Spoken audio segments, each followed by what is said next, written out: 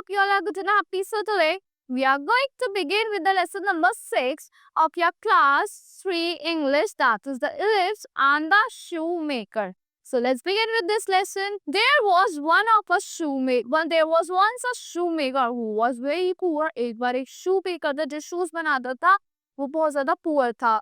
So one day he had just the leather for one pair of shoes. एक दिन उसके पास एक leather बचती है, मतलब एक pair of shoes के लायक ही leather बचती है. He had no money to buy anymore. He was no food at home. There was no food at home. उसके पास money नहीं था और leather खरीदने के लिए, और घर में कोई खाना भी नहीं था. So he went to bed hoping that his luck would change the next day. वो बेड पे चला गया, वो सोने चला गया, वो सोचता रहा कि उसका लक कल के दिन चेंज हो जाएगा, उसे कुछ ना कुछ हो जाएगा.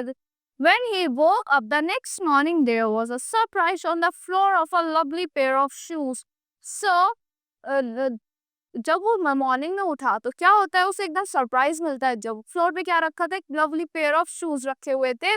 The shoemaker wondered who had put them there. shoemaker wonder करने लगा कि वहां पे उनको किसने रखा. Soon a man passing by bought the shoes for a large sum of money. कोई मैन वहां से पास कर रहा था, उसने उस शूज को बहुत अच्छे मनी के लिए ले लिया, बहुत अच्छा मनी दे के ले लिया. The shoemaker bought some leathers with the money. shoemaker क्या लिया है, बहुत सारी लेदर लिया है उस मनी से. So then he went to bed. फिर से वो बेड पे चला गया. The next day he found another pair of shoes. Next day उसे फिर से एक और पेयर ऑफ शूज मिलते हैं. These two were sold for a lot of money. वो फिर से शूज उनको बहुत पैसों के लिए बेच देता, बहुत सारे पैसे मिल जाते हैं उसको. That night the shoemaker hid behind the door to see who made the lovely shoes. उस रात क्या हुआ, shoemaker डोर के पीछे छुप गया कि इन लवली शूज को कौन बनाता है. He saw two little elves come in through the window. Soon they were singing happily and stitching shoes. वो देखता है कि two elves आते हैं विंडो से, और वो क्या करते हैं, शूज को स्टिच करते हैं.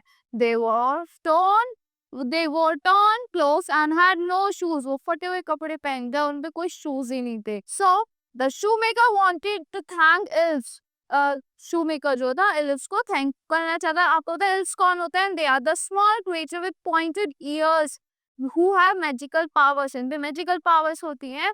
For their help. The next day he went to the town and bought them clothes and shoes. Next day वो town जाता है, शहर जाता है, उनके लिए clothes लाता है, shoes लेके आता है. That night when the elves arrived, they were happy to see the lovely gifts. जिस रात वो elves आता है, वो खुश हो गए, happy हो गए gifts को देख के.